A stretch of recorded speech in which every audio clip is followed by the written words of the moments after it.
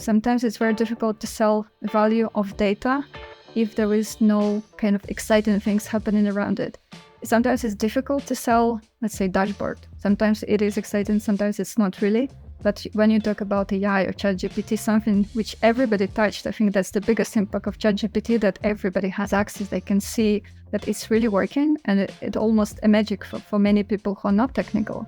In this sense, I think it creates a huge buy-in for data, but also for AI.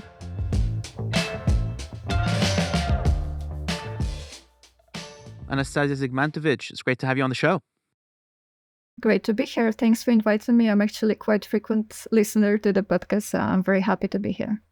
That's really awesome to hear. It's really a huge honor to have to hear that. So you are the Global Data Science Director at Reckitt. I'm very excited to speak with you on what it means to drive value with data in the FMCG space. But maybe to set this stage, walk us through a bit about your role at Reckitt, and maybe for listeners who may not be aware, what does Reckitt do? Some of the products that Reckitt produces that listeners may be using that are not aware of. Sure, happy to do that. So as you mentioned, I'm Global Data Science Director, so I'm responsible for AI, machine learning, and all technologies related to data science. But also, I think it's good to set the stage about FMCG in general and Reckitt too. So probably most of the listeners, you do not know the name of Reckitt, but I'm quite confident that most of you have some of our products in your bathrooms or kitchens, because what we produce is Finish, Durex, Vanish, Airwick, so those are quite well-known brands. And I think that's what makes FMCG so relatable, because you really know the products and you have used them. That's really great. So I want to really set the stage for our conversation by really focusing on what it means to drive value with data in the FMCG space, kind of the key components of driving value in this space. You mentioned here, a lot of the products are relatable. This is a relatable space. And that's really the beauty of the FMCG space and kind of working in data science here in this space. So we've all consumed Reckitt products at one point in time in our lifetime. So with that said, what do you think are key components for driving value with data in the FMCG space?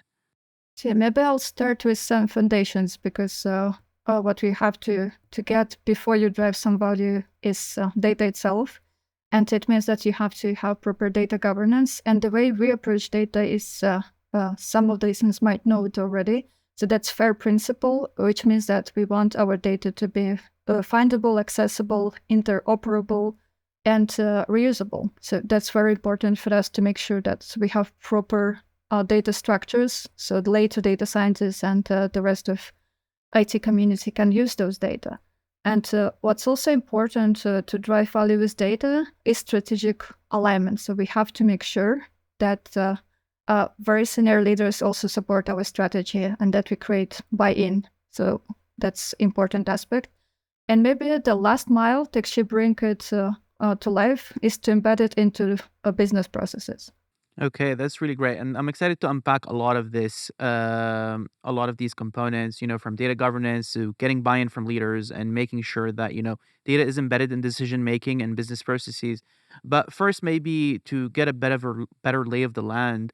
There's a lot of business challenges in the FMCG space that can be solved with data because it's such a relatable space and a lot of relatable data sets. Maybe can you provide some examples of the data science use cases that unlock a lot of value in FMCG and how you've seen that play out at organizations such as Reckitt?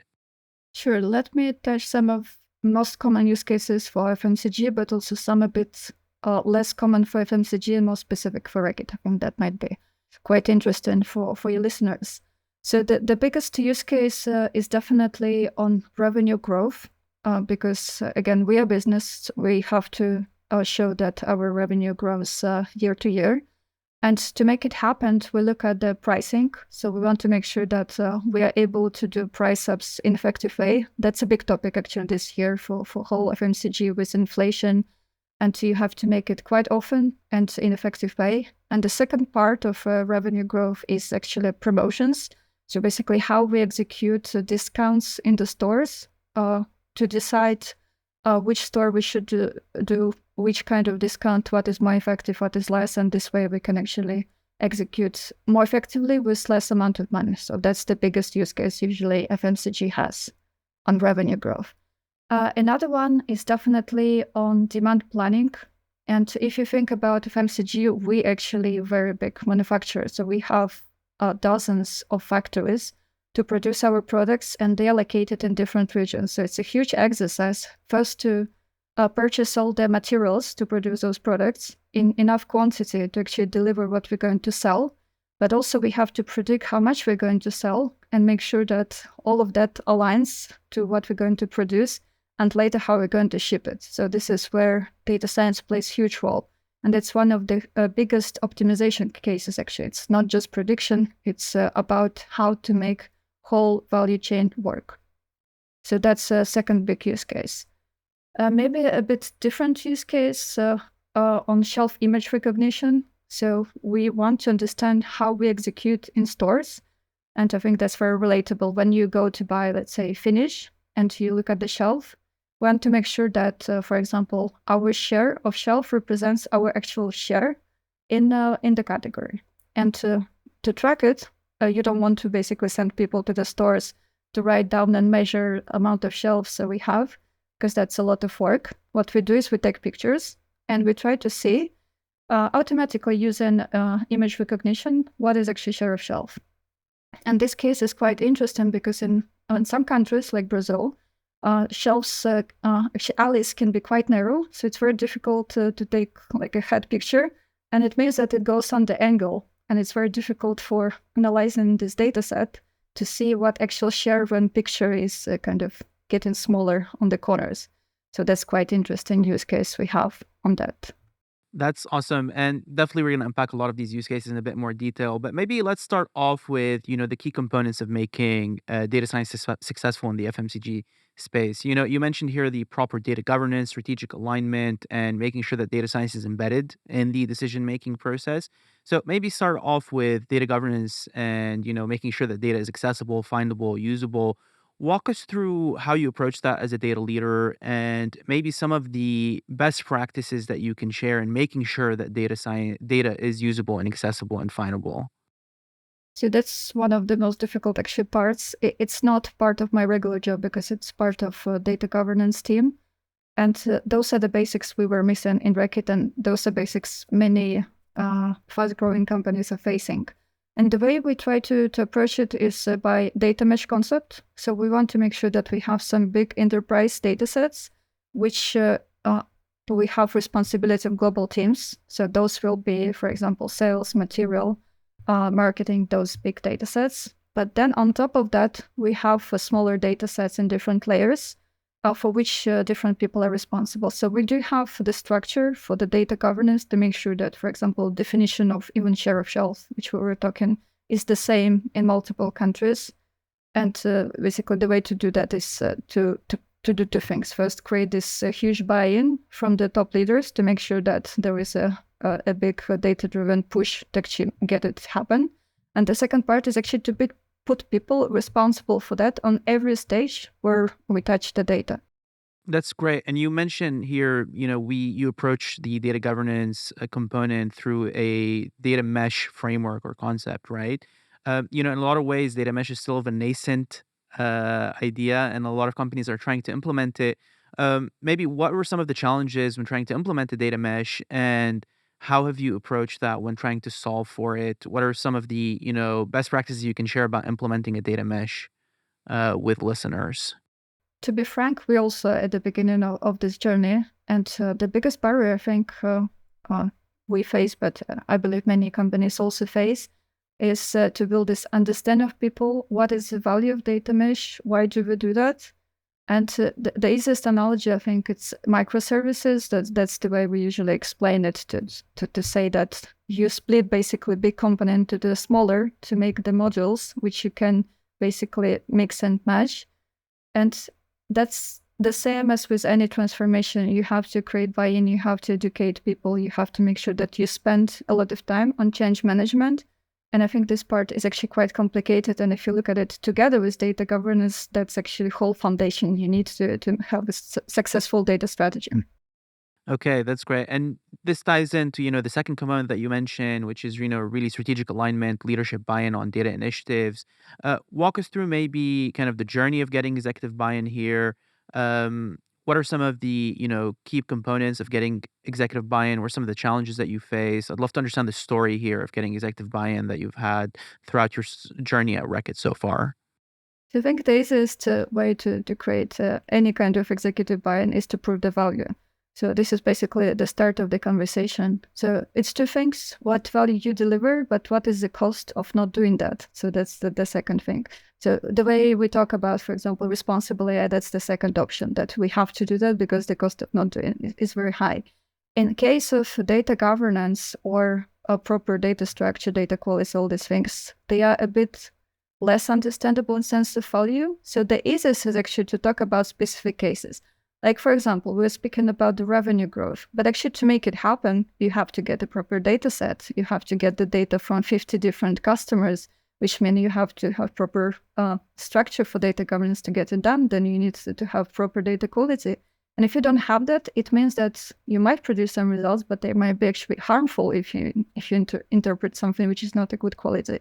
So I think what speaks the best is actual cases and conversation based on the value. Okay. And maybe in a lot of ways, early in the journey, there's maybe some resistance or maybe there's a need to prove value of data. What is a good framework to approaching, proving quick value with data if a data leader is starting off within an organization? What is a good framework for quick wins maybe a data leader can get when driving value with data and when trying to showcase the value of data within an organization? So I think what works in our case is actually using AI as quick wins, because this is the area where there is a lot of interest, a lot of hype as well. And what we did is to create some kind of lightweight framework to actually collect those cases and deliver as fast as possible to see where the value is. And that really speaks, because then to actually make it happen long term, you need all these foundations. So I think then it comes to the place where we see huge value, but actually to unlock it, you have to approach data analytics as a whole big space with all the foundational parts.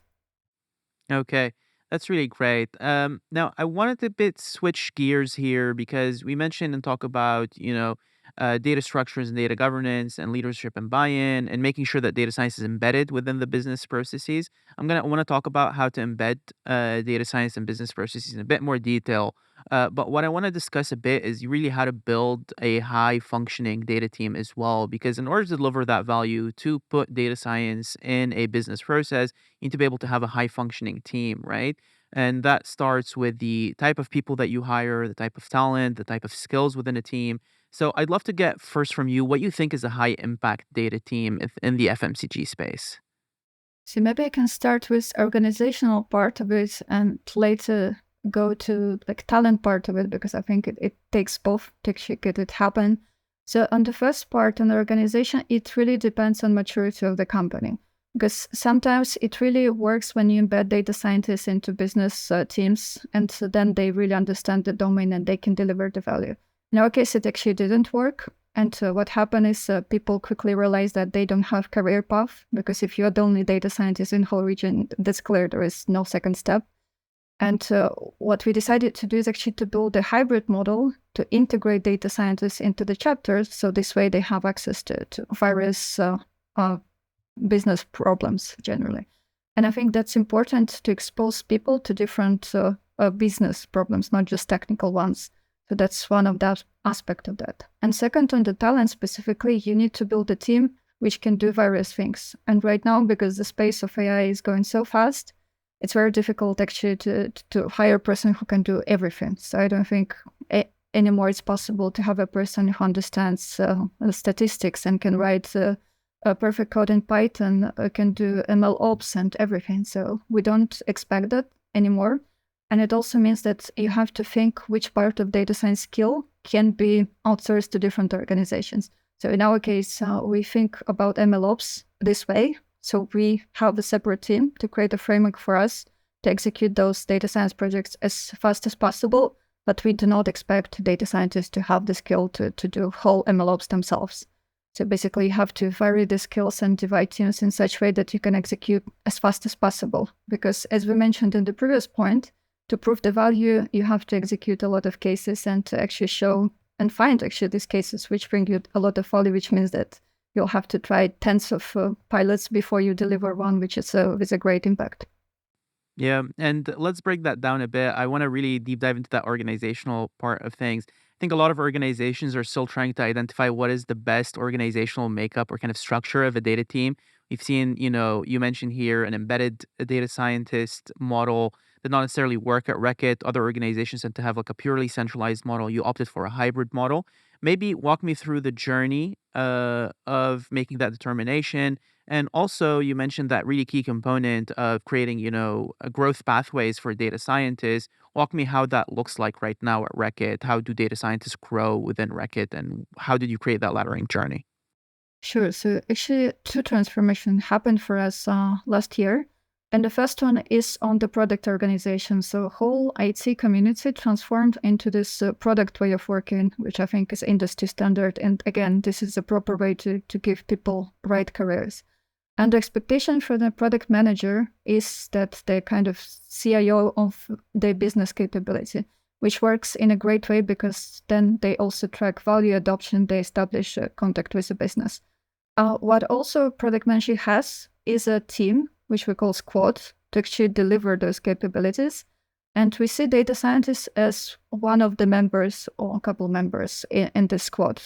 We usually have, if it's a data-related squads, there will be data engineers, there might be some visualization specialists, could be some DevOps. So it really depends on the project. And this way, a data scientist has basically first family inside of the squad. Those are people they work every day. And the second family is actually chapter. So in case they want to progress in different way, they want to learn different domain, they can still do that because they are part of global data science team. So that offers this flexibility.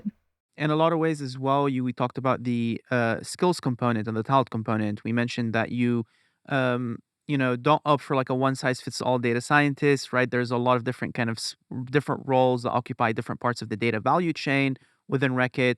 I'd love to understand from your perspective, what are the essential roles that make up a high functioning data team? And how do they play together in terms of a collaboration, in terms of the data value chain as well? So I think it really depends on the company. I can only explain how we work or how I worked in my previous companies as well. So you definitely, like, what works for us is this chapter approach where we have, in this case, three chapters. One is data science, but we also have data engineering and data visualization. And this is specifically for the career path. So that was the main reason to make sure that people have this second family and we can determine how they work. We also try to make sure the fair concept. And for that, we actually have a specific roles. We call them data product managers. So the main goal of this person is to make sure that data is fair. So that's exactly the role which is responsible for that. But also we have data governance teams. So these data product managers, they work very closely with data governance. So if you look at foundations, so those are the two roles which ensure that we have right quality of data. But to actually have data in the right place, we also have the platform team to make sure that it's in the right cloud. So we have certain operations, we have DevOps, all these things. And of course, we have data architect, which oversees all data products with a team of architects responsible for specific business domains, which again, in data mesh concept makes sense to have responsibility per data domain, but then to split it into smaller pieces. So that's a solution architect for data specifically, a platform team, data governance team, data product managers, and then the chapters, which is engineering, visualization, and data science. Pretty much like that. And when thinking about like the makeup of a team and the impact of a team, I think a big challenge data leaders face, especially in 2023, because you mentioned here it's an inflationary period. A lot of organizations are looking at the ROI of different initiatives that they're trying to put in. It's trying to understand what the ROI of the data team is and trying to quantify it, right? How have you approached kind of the ROI question from the data team, and maybe share some best practices with data leaders on the call here that could benefit from trying to understand how to calculate the ROI from their data teams? First thing is to make sure that you do that so that you embed it into the process. That the first pretty much step you do when you discuss business case is actually to think about this value. And then it really depends on the products. And maybe the easiest way to explain it is to go back to the use cases. So when I was talking about revenue growth, so that's obvious. When you look at the price ups, it's a question how fast and how high you can do the price ups so you can actually earn more. So it's simple like that. In case of promotions, is that you do not overspend for discounts where you don't have to. So again, it's certain saving of money. So it's either you earn more or you spend less. In case of demand planning, for example, that would be rather the cost of failure to actually deliver those products to the customer. So it's a bit more tricky. In case of this shelf image recognition, that's quite interesting case because this one is related to the technology cost. Because we have choice to buy something enterprise level, which is quite pricey, especially for small countries where we don't sell for millions of pounds. In this case, we actually try to see if we can build something in-house using standard components, which will be much cheaper for those smaller markets. So in this case, it's a kind of technology saving, but also possibility to bring these tools to the markets which otherwise cannot afford them. So in this case, I think it really depends on the use case. Okay. So that's really great. And maybe let's focus in on one use case, right? I was really interested in the demand planning use case because not only does it require, really strong kind of data science jobs, but it's also a very strong optimization problem, right? Maybe walk us through the different data sources that you need to think about when trying to create this type of use case, and how do you approach embedding it in a business process, and what type of insights does it inform the remainder of teams at Reckitt? To be frank, this optimization issue is actually the business problem. It's not a data problem in the sense that it really has to align between different teams, where some of them local and some global. Plus, it goes across multiple organizations. In this sense, first thing to do is actually to establish the business process to understand who is playing which role where. And then for each actor in the business process to identify how they do that and what kind of data they use. So once you have all the data sets, which you already have, obviously you have to check if the data quality is right, if there is ownership, all these parts. Another thing which you could do is actually to look a bit wider, because again, if you have proper ownership for the data domain, in many cases, business owners, they're not even aware of some data sets. And it makes sense to actually expand the data sets you're using to what is available. And then to think how to build this use case end to end. But again, going back to our value discussion, this is a huge optimization case. And if you wanted to crack it end to end from the beginning to the end, it will take you years probably. So it's important actually to decide which part brings the most value. Because if the biggest business problem is that we don't produce enough products and that our, let's say, demand predictions are low quality, then that's the space you have to address it. If the problem is we cannot buy chemical components for those products, that's somewhere else. And actually, we have a separate product for specifically that. So you really have to put it into smaller pieces, but where actually these big corporations either win or lose is actually to build these connections to make sure that you don't stay in silos and you think about the future also to integrate it back. That's really fascinating insight and really connects to the aspect of embedding a data science solution in a business process, right? Especially for a use case such as, demand optimization. This demand planning, and optimizing demand. There's a lot of different teams that play into this, from supply to the, planners to a lot of people who work with retailers to put products into market. Maybe walk us through the process of embedding, a data science solution such as, demand planning into a business process. Who do you need to work with? How do you approach these conversations? And walk us through some of the best practices that you can share here as well. Again, you always start from the beginning. So like personally, in data science, we have a checklist of things which have to happen before we start. And I already spoke about the value, but second is actually how do we embed it into the business process? And that's actually responsibility of business. So when they come to us with a business case, first thing we told them, great case, but let's decide together before we start where a business process is going to land. Maybe a good example, again, is demand planning. So there was a case when supply team came to us, we want to improve quality of forecast prediction. And first question was like, in which meeting you're going to use the tool we're going to build? And first was like, oh, I'm not really sure. Maybe somebody will use it. And I was like, no, that's not good enough. We have to really define from the beginning, like how often this meeting are happening.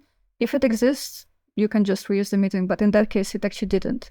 So it means that you have to build new business process to embed it into what you're trying to achieve. So that's the important part. Sometimes these processes are very big, and often we actually have choice as data science, either to run it as a side project somewhere or to embed it into something bigger, but then we have to wait. And my choice is always to embed it into something bigger because then it becomes a part of the business. So we can run some pilot, but with this thinking that at the end it has to land in the same space. For supply, we use a system which I will not name here, but it's company-wide system.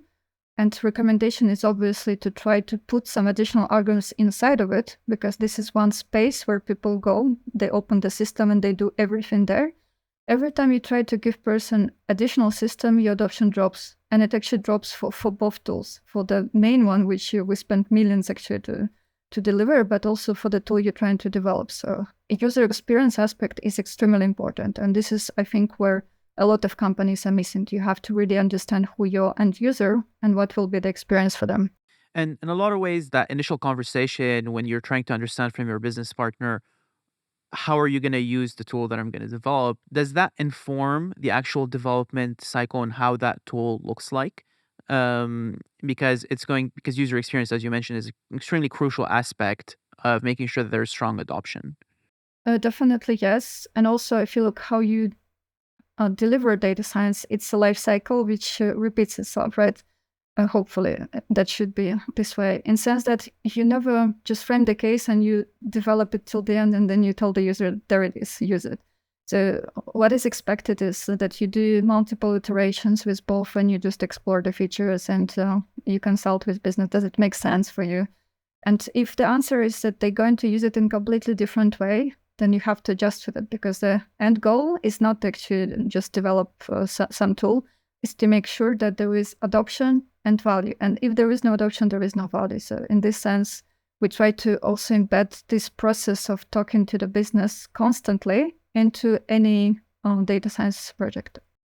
Related to this is related to these conversations, right? Like adoption of data science, making sure business stakeholders use data tools. I think that requires, some level of data culture within the organization, right? Not just buy-in from leaders who are strategically aligned with the importance of becoming data driven, but also middle managers, individual contributors, who may have, years under their belt developing their own gut feeling and their own, gut instinct when it comes to like how to approach business problems. How do you approach that buy-in component with your, business stakeholders, right? And what do you think is the most critical factor data leaders need to look at when trying to develop a data culture and their business counterparts? So I think currently what helps a lot is this fast development of AI, because in this case, it's much easier to convince that if we don't do anything in 10 years, we might simply not exist. So I think that that's a very strong argument we have.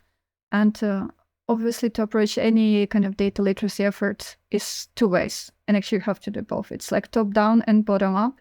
So top down, that's very important, because otherwise it's very difficult to do role modeling inside of organizations. But the bottom up actually requires much more work, in the sense that you have much bigger user base to actually train. And the easiest way to do that is to define personas which you're going to train, because not everybody needs the same knowledge of data science or even data governance, data in general. So I think basically we just need, like, the way to do that is to define those personas and to actually create learning paths for them and expectations, but also embed it into evaluation process. So we have like yearly reviews of performance, for example, and some of the skills are soft. So data is actually a perfect skill to put into this performance review. And it's important that you make it measurable in some way. So I think that that's a key component, because just to run the trainings, it's never good enough. You have to make sure that people really feel it. They have some experience hands-on. And one of the things which works for us is we have AI and ML community of practice. And we basically allow people to go to kind of show and tell sessions where we actually explain how we do things. Sometimes it's quite in-depth, so not everybody would understand, but it's quite exciting for them.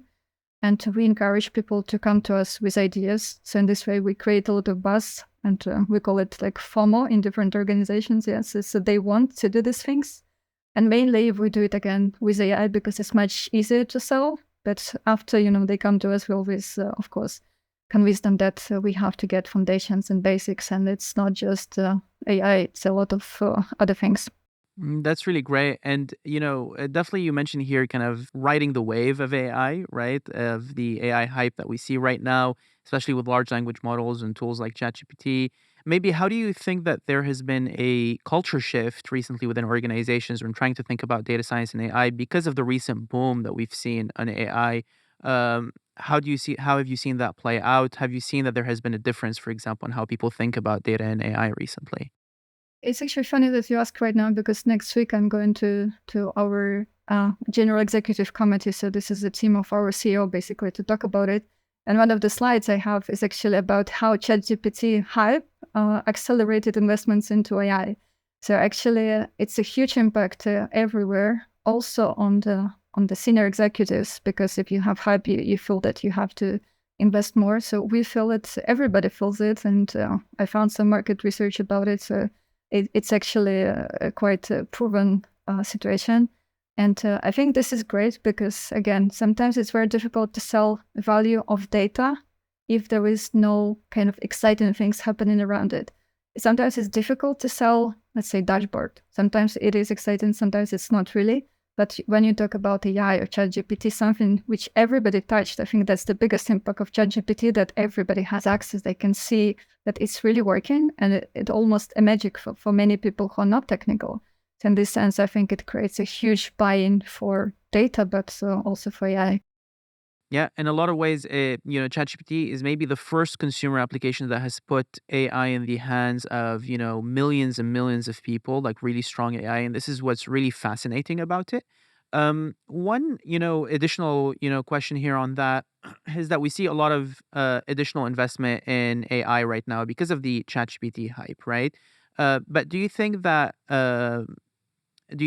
could take away maybe attention from, executives and leaders on, low-hanging fruit, simple use cases that can really improve data-driven decision making in the organization because we want to start developing, more advanced AI systems within a specific team or company rather than, really focusing on descriptive and diagnostic analytics? Have you seen that there is a trade-off here when thinking about prioritization of data science and AI use cases? I think you're very right. And even the way we approach it into things, one is innovation boost. Of course, those small pilots, which in many cases they come from generative AI. But the second part is like strategic big initiatives, which are actually delivering the impact. And I think it's important to balance it. Actually, we do not struggle with that, but I can see that because there is so much hype, some of the executives might actually concentrate on low-hanging fruits. And I think it's important to balance. The way we do that is we centralize the intake of those ideas. So the way we do that is we have like a form where we collect, and we meet literally with every single person who submitted this idea. Also to do some education to explain, like it's not maybe even generative AI, maybe it's actually automation, it's not a data science. Cases like that come in. In most cases, they're either not framed well enough, or they do not bring that much value. So that's also important, but also you can centralize. So one of the biggest use cases we have is a content generation. But if you think about FMCG, we have content everywhere. We have it in our websites, in our D2C websites, we have it on Amazon, on e-com, we have it on the packaging of the products, we have it everywhere. So it's much better to actually centralize this effort to make sure that it plays together well, rather than to have 5 different teams trying to figure out. So in this sense, what really helps is to centralize innovation pipelines, and that's one of the advices I can give. So, as we near the end of our conversation, Anastasia, what I want to focus on as well is maybe the skills needed to succeed as a data scientist in the FMCG space. We discussed how this space has a lot of relatable data sets and relatable, products that data scientists can really understand intuitively. But you mentioned as well that, a lot of projects also require stakeholder management, a lot of, mix between hard skills and soft skills. So I'd like to understand if you can elaborate a bit more on what is the perfect skill set maybe of a data scientist in this space, what type of balance there is between technical skills and non-technical skills to excel in the FMCG industry, and how does that differ from any other sector that you've worked in? So I think FMCG, but also other companies which are more like business related and less maybe digital native or technology companies, what we share in common is definitely this requirement on the skills of the data scientists that they understand the business actually. And for example, there is always a choice. You can take some vendor to do data science for you, but we try not to do that for data science, specifically for the reason that to actually bring huge impact, especially like supply chain, I think it's so complicated that you need to retain this knowledge.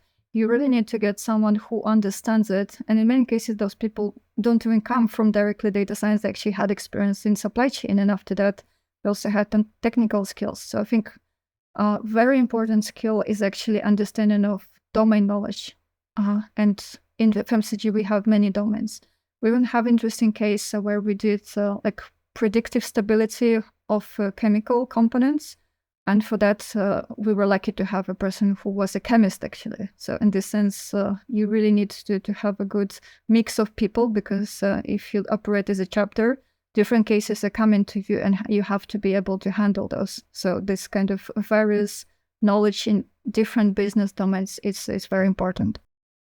And what advice would you give maybe data scientists joining a company like Reckitt to develop that business domain who may not have had that business domain and supply chain or, understanding the FMCG space necessarily? What are the type of challenges that you think junior data scientists can overcome here in this situation? So the way we approach it is we make sure that they have as much contact with business as possible. So sometimes they basically even do like a store checks with people, or we try to do onboarding or marketing the same way as you would onboard brand managers, for example. So we try to make sure that we basically expose them, but also if they work on specific business case, we expect business owner to spend some time to onboard this person. And it's win-win for both, because in many cases they want to understand data science better, and we want to make sure that our people understand business better. But generally for data scientists who are just starting career, I honestly believe that FMCG is a great start, again, because it's very relatable. So many of the use cases, they're not that complicated that you always need a senior data scientist to do that. And it's also a good combination when two data scientists are working together, senior and the junior. So that's usually how we approach that. And I do believe that it's a great start. And maybe to cap off here our discussion on the skills of data scientists, maybe what would be your advice for aspiring data scientists looking to get into the FMCG industry? How do they get started? I think if a person already has some skill sets in data science, then basically that they can try to go for specific domains in data science. If they want to learn about specific domains, so for example, digital marketing tend to be one of the areas you can obviously upskill yourself in different ways to go there. But what I usually appreciate during my interviews is this enthusiasm that person really wants to learn about specific domain, and there is a clear reason why. It's not just to get any kind of job, but there is actually a lot of intention to make it happen. So in this sense, I think that's when it really works. So, Anastasia, as we wrap up our conversation, I'd be remiss not to talk about some of the trends that you're excited about to see. We talked about ChatGPT, a lot of the hype in AI right now. I'd love to see, from your perspective, what are some of the trends in this space that you're looking at currently that especially are exciting for you at Reckitt and FMCG in general? So I think the one I keep the closest eyes is still generative AI, but also what I'm interested is how it's going to change future of work. So for example, Microsoft announced the Copilot, and I think that's something which will really change how people operate. So in this sense, I'm really interested also in hybrid intelligence to see how basically AI can work together with humans. I don't believe that anytime soon we're going to replace people with AI. I think a very successful leaders, not just in IT, actually those who will be able to use AI in wise way and understand it. So I think that's very important. And I'm preparing myself to more and more things happening, because right now every week something new is coming out. So I think it's extremely exciting. It is indeed extremely exciting. And you mentioned here earlier in our conversation the importance of embedding responsible AI into the process of developing use cases. Maybe share your view a bit on how the responsible AI conversation will maybe change within a year or so as these generative AI tools become more and more embedded in business processes. I'd love to get your perspective as well on tools like Microsoft Copilot and what that looks like from a responsible AI perspective. So I think this topic becomes more and more important for two reasons. First one is more like on regulatory side, because there is more and more legislation which is actually happening also across Europe, in US. But the second part is we're in a situation where there is AI everywhere, so it's much more difficult to control it. And it means that if you don't control it now, it will be much more difficult to control it later. And the complexity of responsible AI is the fact that you really need cross-disciplinary teams to actually make it happen. Plus, it is responsibility of pretty much everybody in the company. So I think that's hugely important to start as soon as possible and to create also buy-in with the leaders, where the biggest value is actually avoiding the cost of mistake. I think that's how you measure that. But many people, especially young generation, which I'm super happy to hear, they are very interested in that. They are really value-driven. They want to do right thing, and that brings a lot of hope. That is really awesome. Now, Anastasia, as we wrap up our discussion today, do you have any final call to action before we end today's chat? Maybe to data scientists, especially those who just starting their careers, I just want to make sure that you think about any use case you work in as something which is related to real life. You can even think about some of FMCG products like Durex or Vanish, how they got into your hands. So where did you buy them? Is it like online channel? Why did you buy that? How content look like? If you bought it from the shelf, how shelf look like? All these things are just to understand that many steps which happened in the middle before you got the product into your hands, they're actually AI, data science, or IT related, and to actually feel what kind of impact you might have as a data scientist, that it's not just like a small piece of code, it's actually making whole process happening. So I think it's quite important. I couldn't agree more. That's a very inspiring message. Now, Anastasia, I really enjoyed our conversation today on data frame. Thank you so much for joining us for the show. Thank you, though.